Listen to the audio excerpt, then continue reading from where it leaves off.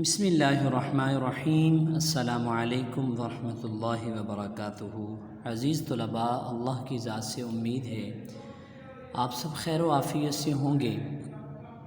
اسلامیات سلسلہ نمبر 7 جماعت ہفتم کے لیے کل ہم نے صبح و شام کی مسنون دعاؤں کا آغاز کیا تھا، اور اس سلسلے میں ہم نے چند دعائیں جو صبح و شام اپنے معمول میں لانے والی ہیں وہ دعائیں ہم نے ترجمے کے ساتھ پڑھی تھیں۔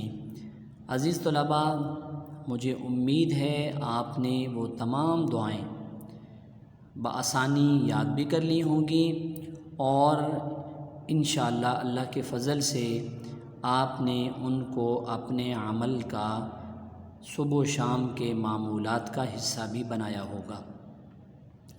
اس لیے کہ جتنی مسنون دعائیں ہیں، مسنون اعمال ہیں، ان کو یاد رکھنے کا بہترین طریقہ یہی ہوتا ہے کہ ان کو اپنے معمولات میں شامل کر لیا جائے۔ جو اپنے معمولات میں ان کو شامل کر لیتا ہے وہ بآسانی ان کو یاد کر لیتا ہے۔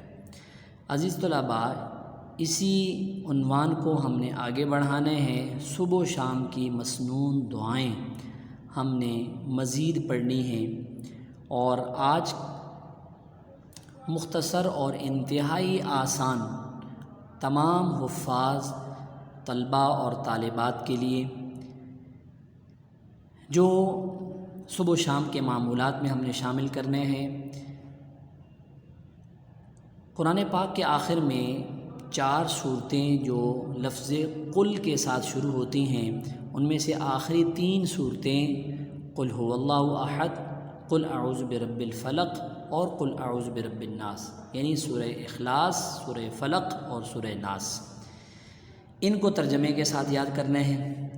تو معمول میں جو آپ نے پڑھنا ہے وہ ترجمے کے ساتھ نہیں پڑھنا۔ جتنی دعائیں آپ پڑھ رہے ہیں ان کو جب آپ نے اپنے معمولات کا حصہ بنانا ہے تو عزیز طلباء، ان دعاؤں کو صرف عربی کے اندر آپ نے جتنی مرتبہ آپ پڑھ رہے ہیں کہ اس دعا کو 3 مرتبہ پڑھنا ہے، اس کو 1 مرتبہ پڑھنا ہے، تو وہ صرف عربی والی دعا کو آپ نے پڑھنا ہے۔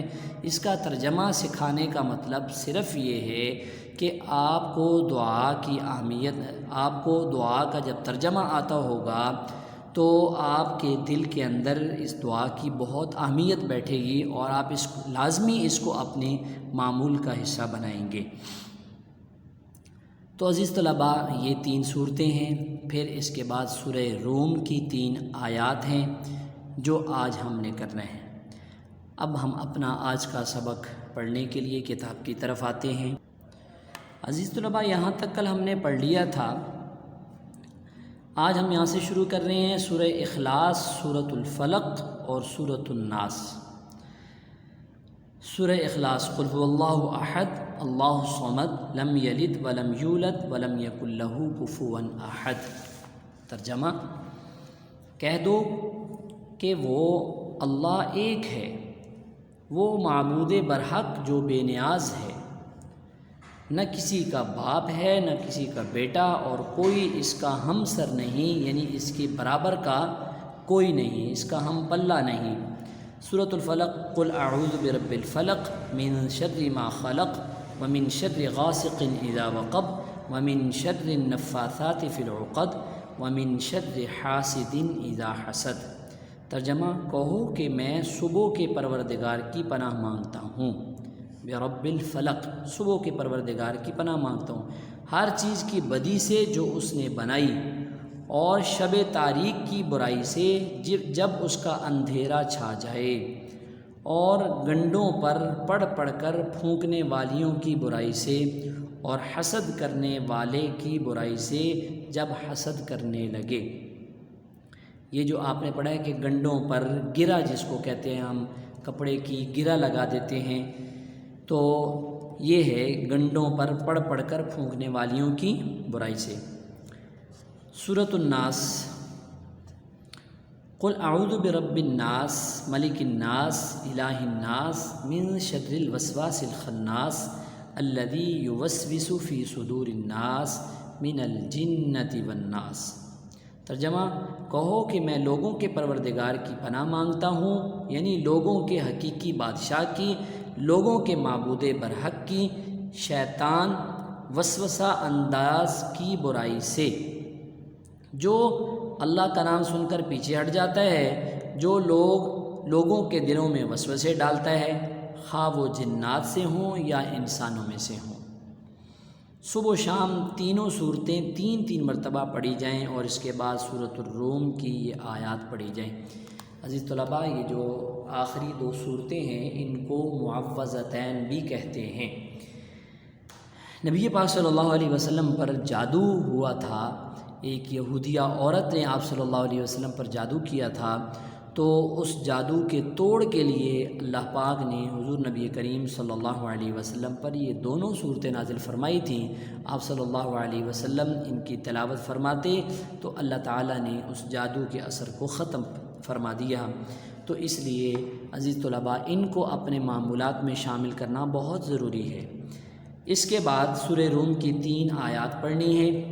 فسبحان اللہ حین تمسون وحین تصبحون وله الحمد فی السماوات والارض وعشیا وحین تظہرون یخرج الحی من المیت ویخرج المیت من الحی ویحیی الارض بعد موتها وکذالک تخرجون۔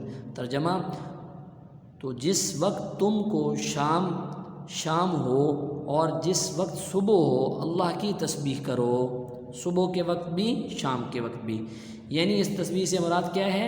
نماز ہے، فجر کی اور مغرب کی نماز سے مراد ہے کہ صبح اور شام کے وقت، اور آسمانوں اور زمین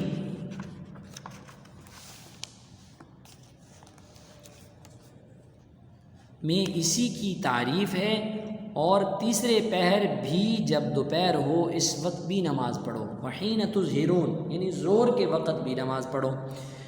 وہی زندے کو مردے سے نکالتا ہے اور وہی مردے کو زندے سے نکالتا ہے۔ اللہ پاک کی ذات ہے جو زندہ کو مردہ سے نکالتا ہے، انڈا مردہ ہوتا ہے اس سے اللہ زندہ چوزے کو نکالتے ہیں، اور مردے کو زندہ سے نکالتا ہے، مرغی زندہ ہوتی ہے اس سے اللہ مردہ انڈے کو نکالتے ہیں، اور وہی زمین کو اس کے مرنے کے بعد زندہ کرتا ہے۔ جب زمین بنجر ہو جاتی ہے تو اللہ بارش برساتا ہے، وہ زندہ ہو جاتی ہے۔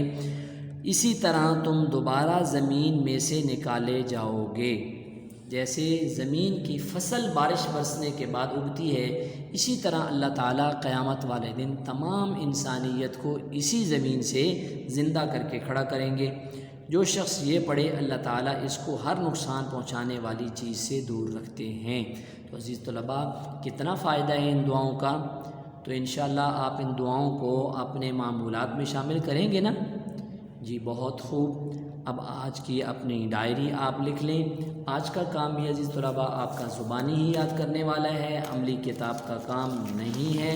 کتاب میں سے ہی آپ نے زبانی کام کرنا ہے اور انتہائی آسان ہے۔ اس کے ساتھ ساتھ آپ نے کل والی جو صبح و شام کی مسنون دعائیں ہیں وہ بھی لازمی دہرانی ہے، اور عزیز طلباء ان کو لازمی اپنے صبح و شام کے معمولات میں شامل کرنا ہے، اور خاص کر ان حالات میں جن حالات سے ہم دو چار ہو چکے ہیں اور جن حالات کا ہمیں مقابلہ کرنا پڑ رہا ہے، عزیز طلباء ان حالات میں تو بہت ضروری ہے کہ ان دعاؤں کا اہتمام کریں، خود بھی اپنے گھر والوں کو بھی بتائیں۔ اب آپ اپنی ڈائری لکھ لیں۔